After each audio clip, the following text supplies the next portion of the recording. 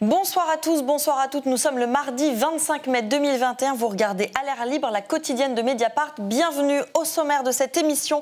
Elles luttaient depuis près de 2 ans pour de meilleures conditions de travail et elles ont gagné. Les femmes de chambre de l'hôtel Ibis Batignolles ont fait plier le groupe Accor. L'une des figures du mouvement, Rachel Keke, est notre invitée. Quelle mobilisation pour le climat? Le mouvement climat est-il en panne face au travail de sape institutionnel? Débat entre Alma Dufour des Amis de la Terre et Jade Lingard du pôle écologie de Mediapart.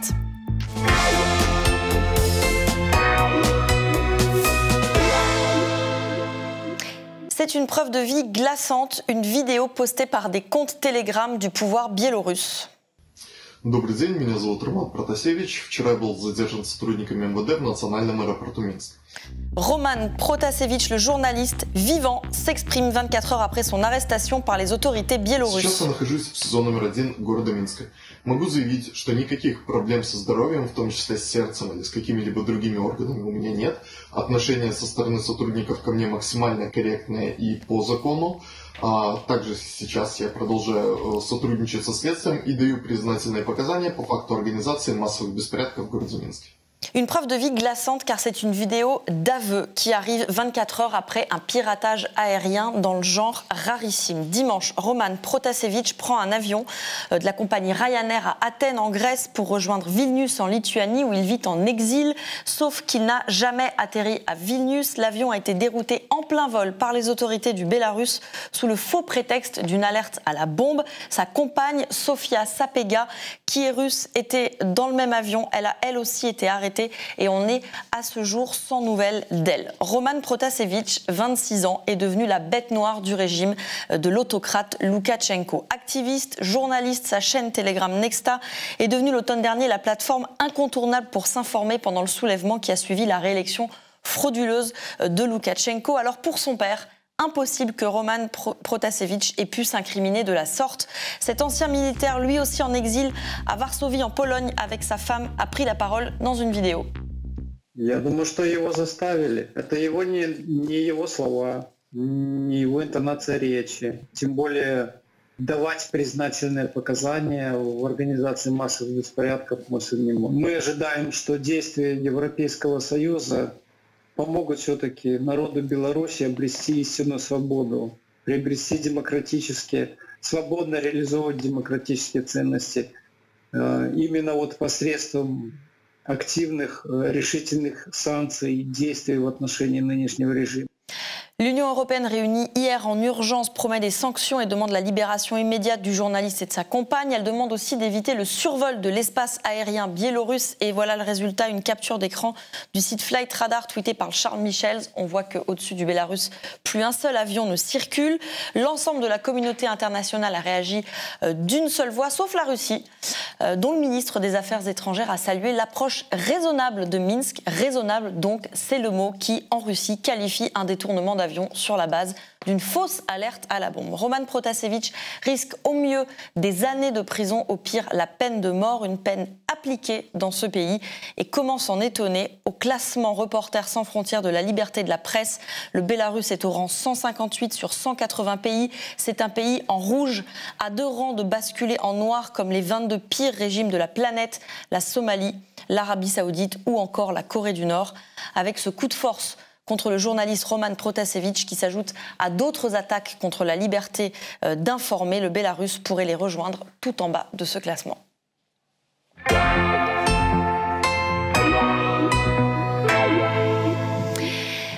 Le conflit social le plus long du moment en France s'est terminé et il s'est bien terminé. Presque 2 ans de mobilisation pour qu'à l'arrivée des femmes de chambre fassent plier un mastodonte du CAC 40. Ces femmes de chambre, ce sont celles de l'hôtel Ibis des Batignolles à Paris, le 2e Ibis le plus grand de France, propriété du groupe Accor. Une des figures de cette mobilisation m'a rejoint sur le plateau. Bonsoir Rachel Keke.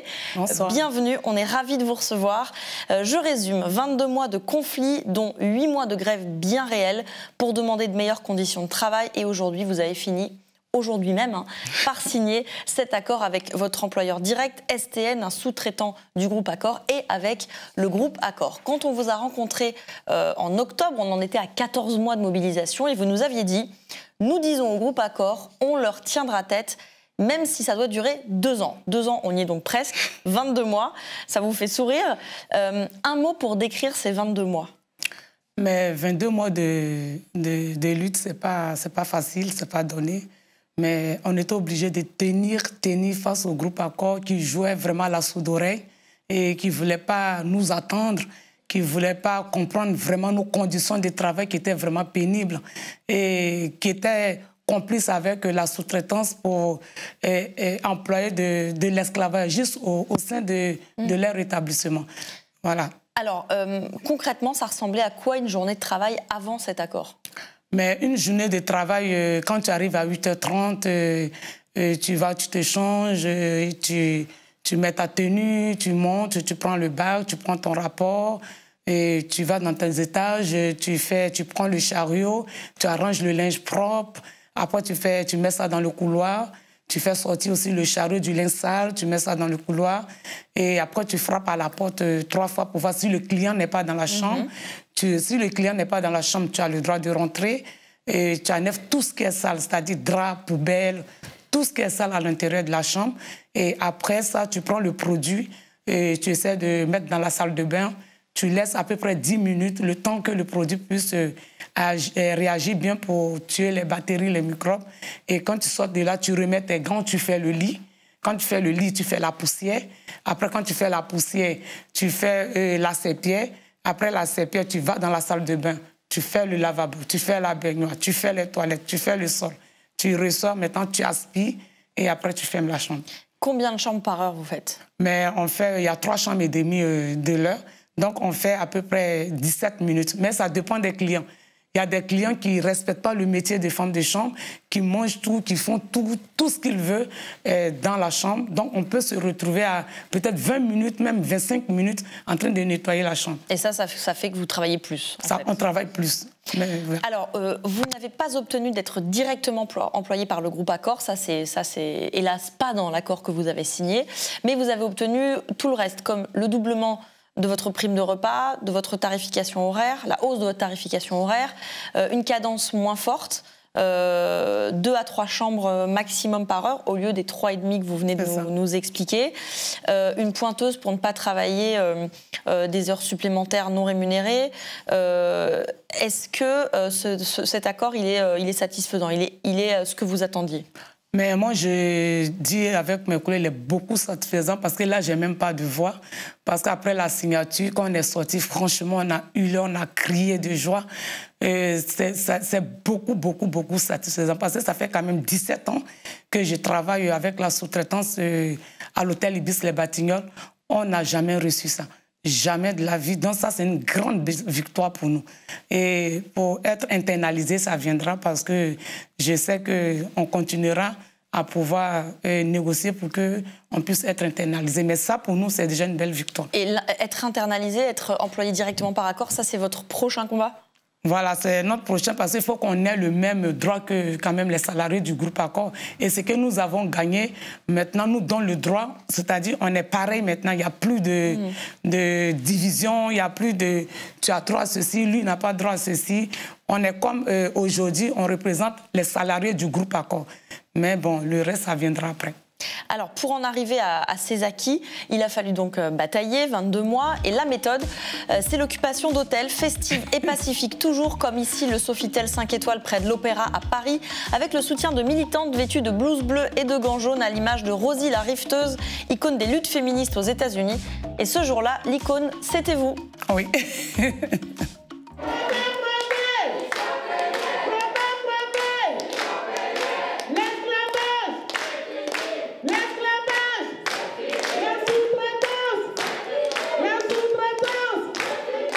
Une méthode qui est la marque de votre syndicat, la CGT Hôtel de Prestige et Économique, et qui a déjà fait ses preuves dans un autre hôtel de luxe d'un autre quartier chic de Paris, le Parc Hyatt Vendôme.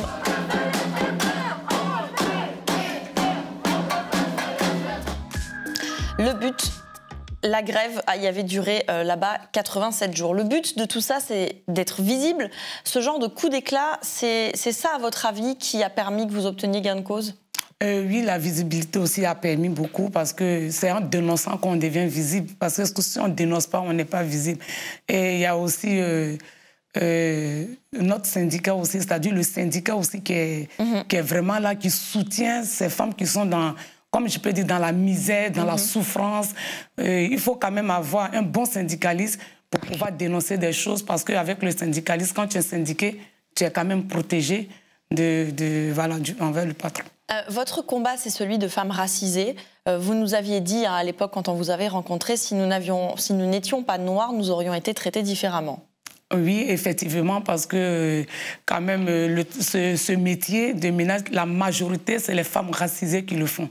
Donc, si c'est parce qu'on est racisé, ils se disent qu'elles quittent dans leur pays, elles viennent en Europe pour pouvoir s'en sortir, pour pouvoir aider la famille. Elles ne connaissent pas les droits du travail.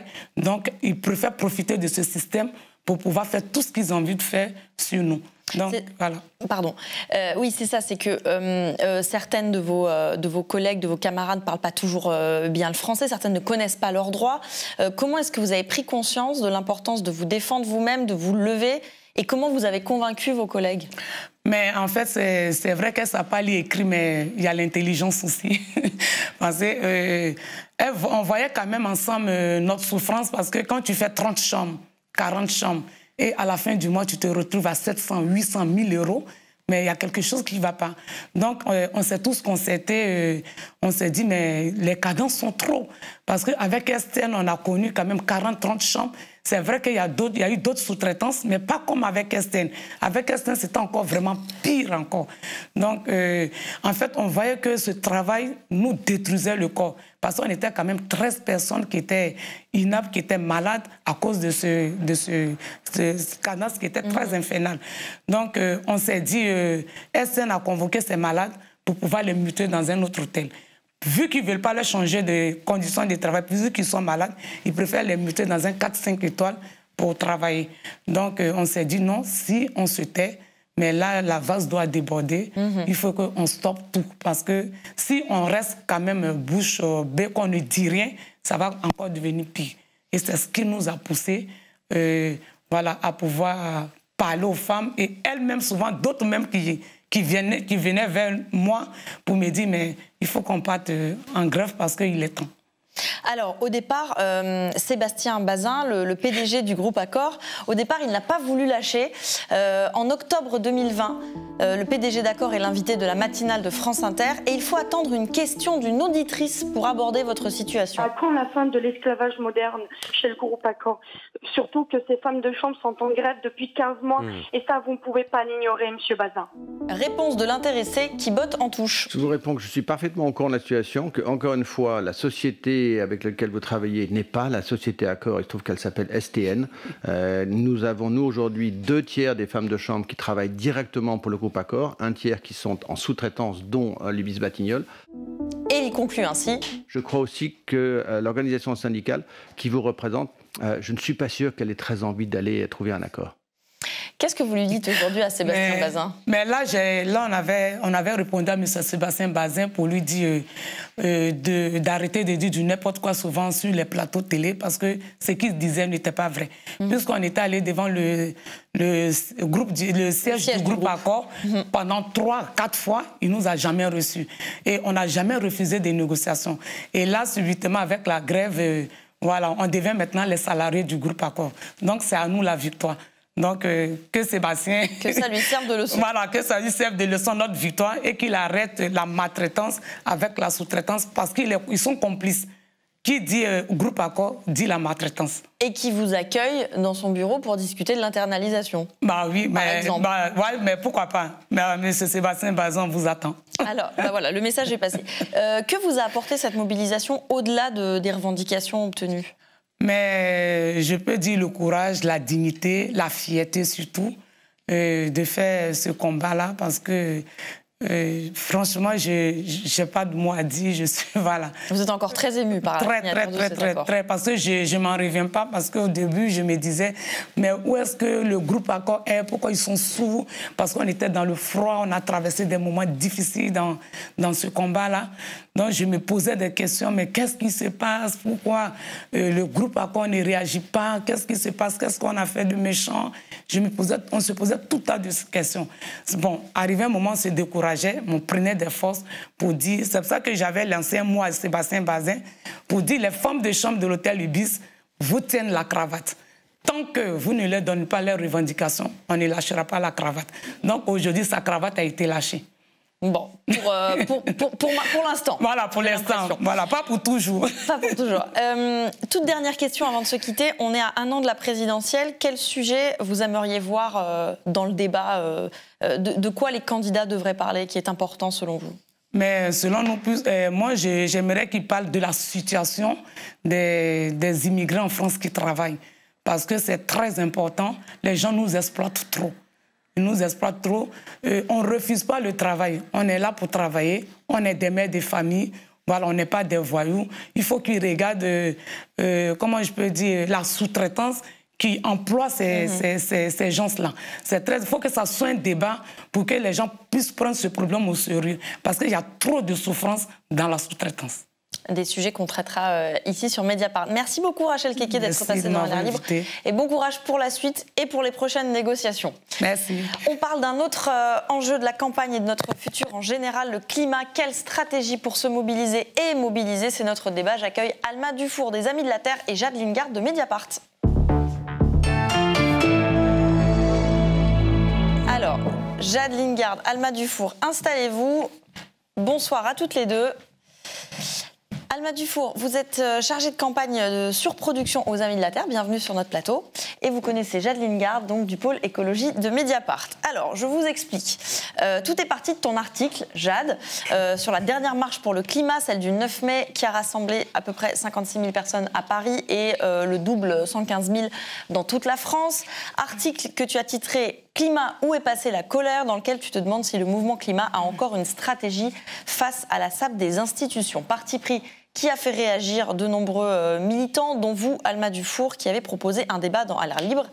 Et nous dit voilà donc. Ensemble, on va débattre donc de la stratégie, de la tactique des mouvements climat. Quelle stratégie au pluriel donc pour mobiliser et se mobiliser. Partons de ton texte, Jade, où tu écris « Il n'y a rien à attendre sur le climat d'un pouvoir aussi sourd et aveugle à la gravité des destructions environnementales et de l'écocide en cours ». Alma Dufour, vous n'êtes pas tout à fait d'accord ? Alors si, totalement, sur le fait, c'est-à-dire qu'on n'a jamais pensé que ces manifestations pour le climat allaient vraiment permettre d'améliorer la fameuse loi climat pour laquelle on se mobilisait. On savait, parce que ça fait quand même 4 ans qu'on pratique maintenant le gouvernement d'Emmanuel Macron, sa ligne économique notamment, qui le rend absolument imperméable en fait au véritable changement qu'il faudrait conduire pour respecter l'accord de Paris, tout simplement. Donc on savait en fait qu'on allait vers un échec en termes de changement réel de la loi climat. Néanmoins, pour nous, c'était important de se mobiliser parce que, en fait, en face, on avait un pouvoir, donc celui d'Emmanuel Macron, qui, en fait, se sert de la loi climat, se sert de l'écologie comme un argument électoraliste de plus en plus fort, alors qu'on voit que l'écologie est montée parmi les préoccupations principales des Français, même si c'est pas la première d'après les sondages, mais elle est quand même en bonne place. Et de plus en plus, c'est que tous les partis se font un peu la course pour dire qui sera écologiste et qu'il y a un besoin, du coup, de décrypter ce discours politique et de faire, du coup, une mobilisation de grande ampleur pour qu'on ne puisse pas parler de la loi climat en disant qu'elle est suffisante. Et d'autant plus que certains médias, on va dire, sont plutôt, on va dire, comment dire, gentils avec Emmanuel Macron, sont plutôt compréhensifs, disent que ça va déjà bien loin, que c'est déjà mieux qu'ailleurs, etc. Donc nous, on avait besoin d'imposer un contre-récit et on l'a fait par des marches. Mais est-ce que répondre à Emmanuel Macron sur ses réformes, en l'occurrence donc ce projet loi climat et résilience, c'est pas tomber dans un piège, c'est-à-dire que vous vous retrouvez finalement à courir après des agendas institutionnels dont vous savez que vous n'obtiendrez rien ?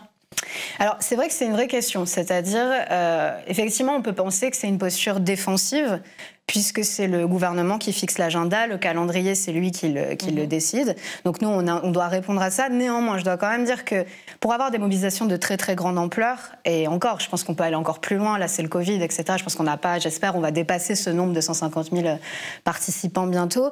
En fait, on a besoin de grands moments fédérateurs, et malgré tout, malheureusement, on est en France dans un État centralisé. Les médias sont aussi assez centralisés, comme je le disais aussi, ont un rôle à jouer là-dedans. Ils structurent il structure l'agenda médiatique qui en fait permet de mobiliser les gens par aussi des grandes échéances. Par exemple, la réforme des retraites, la grande mobilisation qui a réuni plus d'1 500 000 personnes dans la rue, c'était aussi une loi qui allait dans le mauvais sens là. Pareil pour les Gilets jaunes, c'est parti d'une loi. Enfin, en fait, c'est vrai qu'en France, on a quand même un historique de se mobiliser autour de grandes lois. On peut le regretter parce que ça nous rend un peu peut-être trop soumis à un agenda qui n'est pas le nôtre, mais en même temps, on ne voyait pas comment réunir autant de monde dans la rue sans se saisir de cet enjeu-là, qui en plus avait été poussé d'une manière un peu étrange par la Convention citoyenne, dont on pourra reparler, qui avait des avantages et des inconvénients, mais du coup, c'était aussi un enjeu citoyen de ne pas laisser ces citoyens tirés au sort, se faire juste balayer par le gouvernement et des grands médias qui ne voulaient plus en entendre parler, sans réagir. Chad. C'est toute la difficulté de la situation, c'est-à-dire c'est le décalage. C'est-à-dire qu'il y a en effet l'échelon national institutionnel, il est impossible à ignorer si on veut agir sur les émissions de gaz à effet de serre. Il faut une échelle de décision qui soit la plus grande possible. Mais toute la difficulté, l'énorme difficulté politique dans laquelle on est, c'est que précisément les personnes qui sont aux manettes de ces lieux de décision, que ce soit le gouvernement, que ce soit au Parlement et que ce soit peut-être au niveau régional, et les grandes sociétés du CAC 40, parce que c'est évidemment une discussion qui concerne hyper fortement notre tissu économique, comme on dit, ces personnes-là, pour des raisons profondément structurelles, en fait, ne veulent pas changer. Je veux dire, ce constat, il est en réalité largement partagé. Moi, dans ce petit texte, vraiment qui ne prétendait pas le feu aux poudres, je ne fais que répéter ce que disent en fait énormément de gens, et c'est une conversation qui a lieu au niveau international. En réalité, la démonstration a été faite de l'ampleur de la catastrophe climatique en cours. On en a des exemples nouveaux tous les jours quasiment. L'Amazonie qui devient émettrice de CO2, dans sa partie brésilienne, une concentration de CO2 dans l'atmosphère historique. On est à mi-chemin du doublement de la quantité de CO2 dans l'atmosphère depuis la révolution industrielle. Donc, bref, il y a une catastrophe en cours, et c'est toute un peu la tragédie de la situation, du décalage entre la catastrophe en cours, qui est massive et qui est connue, et l'inertie continuelle de ces pouvoirs. Et c'est pourquoi il me semble que autant on ne peut pas faire l'impasse sur l'échelon national, autant on ne peut pas du tout se limiter à ça. Et surtout, ça implique d'avoir une réflexion stratégique sur comment se sortir de ce piège institutionnel. Et ce piège institutionnel, c'est ça, c'est épuiser en fait les mouvements dans la réaction nécessaire, légitime, et le travail de critique que les mouvements climat ont fait de la loi climat est hyper important. Donc ça, il fallait le faire. C'était absolument important pour la discussion démocratique. Mais c'est une telle déperdition de temps et d'énergie par rapport à la gravité des enjeux qu'il me semble qu'il faut, aujourd'hui qu'on a la veille d'une élection présidentielle, où on va parler que de présidence de la République et de réformes législatives, soit, je ne sais pas s'il faut changer de braquet, mais en tout cas, avoir des dispositifs opérants pour repolitiser cette question climatique. C'est-à-dire c'est un peu la grande lessiveuse. Alors lesquels dispositifs du coup? Ça pourrait être... c'est à discuter démocratiquement, parce que en fait, au fond du fond, c'est ça la question. C'est comment est-ce que démocratiquement, on peut mettre en place les ressorts d'une transformation sociale. Parce qu'on parle pas... Là, je parlais d'émissions de CO2, mais en fait, c'est pas ça la question. C'est une transformation sociale. Donc, voilà, il me semble que des points de départ, ce serait, par exemple, de se dire, il y a des choses très concrètes qui sont les terres nourricières, les terres agricoles qui continuent à être détruites au quotidien. Est-ce que ça, autour de la défense de ces terres, autour de la question de la subsistance, c'est-à-dire à la fois la défense des terres parce qu'elles sont importantes pour le climat, mais parce qu'elles sont essentielles en fait pour reconstituer toute une organisation à l'échelle des quartiers, des villes, d'autosubsistance, de subvenir ses besoins. Ça, par exemple, ça permet de dévier en fait le discours général sur le climat qui a été largement dépolitisé par Emmanuel Macron et les ministres. Le mot climat est galvaudé, il est récupéré. Vous disiez justement dans votre échange à Alma Dufour que peut-être on réunirait pas 50 000 personnes à Paris sur le triangle de Gonesse, mais est-ce que justement partir d'exemples précis pour vraiment entrer dans le concret, ce serait pas une manière de davantage mobiliser que sur un mot dont on sait plus trop ce qu'on doit mettre derrière? J'entends, mais je pense aussi que ça a été mal interprété parce qu'en fait, justement, notre mouvement se propose à la fois de construire ces grandes mobilisations avec des mots d'ordre très généralistes, en effet, qui peuvent peut-être pas assez être politiques, pas assez précis, etc., mais comme des portes d'entrée pour des activistes. C'est-à-dire qu'on a un mouvement, Alternatiba, mais les Amis de la Terre et Greenpeace, Extinction Rebellion, sont des mouvements qui à la fois participent aux marches pour le climat et font des actions directes et essayent de contribuer à des luttes locales. Aussi parce qu'on a besoin de portes d'entrée. Et je vais vous dire un truc très concret. Pour Alternatiba, l'organisation de ces manifestations-là, ça permet de recruter 200 voire 500 personnes qui vont rejoindre après des rangs de gens qui sont plus politisés, qui se radicalisent et qui vont rejoindre des luttes locales, des luttes locales et des blocages, je vais y arriver. Et ça, pour nous, c'est indissociable parce qu'on a aussi tendance à fonctionner dans un milieu militant un peu en vase clos et on a besoin, si ce n'est massifier, c'est peut-être un grand mot, aller toucher d'un coup 1 million de personnes, on n'en est pas encore là clairement, mais de sortir de nos cercles et on ne se rend pas compte à quel point il y a des gens qui sont proches de nos idées, mais qui ne nous ont pas connus, qui ne nous ont pas rencontrés, à qui ce serait jamais venu à l'idée de se pointer à une action directe s'ils n'étaient pas venus en marche pour le climat. Donc ça, déjà, c'est très important. C'est une première étape, en fait. Première étape, et c'est vraiment très très important. On n'en parle pas assez de l'organisation des mouvements, de ce que c'est qu'être activiste. Moi, j'y suis venue par plein de petites portes, et après, j'ai fait des choses très illégales. J'ai été en procès, j'ai participé aux Gilets jaunes, etc. Peut-être que ma vie aurait été complètement différente si j'avais pas croisé certaines personnes, si j'avais pas eu un chemin, comme on appelle ça. Donc nous, on essaye de créer un chemin pour les gens. Ça passe aussi par les marches. Et par ailleurs, sur la politisation, alors, c'est pas visible malheureusement. Encore une fois, j'ai une grosse critique des médias qui ne vous concernent pas directement, mais des grandes chaînes de télé, des grandes chaînes de radio qui sont réfractaires, en fait, à diffuser notre discours politique au sujet du climat quand on organise des marches. Si vous observez bien, les porte-paroles organisateurs des marches ne sont quasiment jamais invités à la télé pour parler des marches. Quand on invite des gens sur scène comme Assa Traoré, comme Ramata Dieng, qu'on leur fait parler de violences policières devant 100 000 personnes à République qui sont venues là contre Monsanto, contre Bayer et contre Total, c'est pas évident du premier abord. On l'aurait pas fait 1 an avant, on l'a fait en 2019 parce qu'on était mûrs et on a eu ce rôle de politisation, de montrer qu'il y avait d'autres enjeux. En ce moment, on se rapproche des syndicats. C'est un travail de très longue haleine, mais on arrive à négocier, ou en tout cas à discuter de l'avenir de certaines filières comme l'aérien, de construire des plans de sortie de crise. Et donc tout ça, en fait, je pense que le mouvement climat est très large. Il y a plein d'organisations. Il y a des organisations qui sont vraiment pas très politiques, qui sont encore ni de droite ni de gauche, on ne sait pas trop, etc. Il y en a beaucoup qui essayent de politiser, mais comme on parle d'une classe sociale, plutôt classe moyenne, une sociologie, etc. C'est vrai qu'on fait les choses par étapes et les grands médias ne nous aident pas trop parce qu'ils relayent très peu en fait, les messages de fond qu'on essaye de diffuser dans le cadre de ces marches aussi. Une fois qu'on a dit tout ça, comment est-ce que vous envisagez de peser dans la présidentielle? Parce que vous parlez de politisation. Tout à fait. On y est là. On y est tout à fait. Et donc c'est aussi pour ça, je pense qu'on s'est aussi autant mobilisé sur la loi climat, celle-ci, parce qu'on approche des présidentielles, parce qu'on voulait faire durer aussi. En fait, il y a aussi cette question de l'important. C'est évidemment ce qu'on dit, mais c'est ce dont on parle. Et en fait, il y a là un agenda médiatique, justement, dont on parlait, qui va vite virer à l'agenda sécuritaire, qui est déjà en train de virer à la question sécuritaire. Et ce sera l'intérêt de la droite et de l'REM de le garder comme tel jusqu'au présidentiel. Donc il y a aussi un besoin de s'approprier l'agenda médiatique, donc de continuer à faire des grandes mobilisations.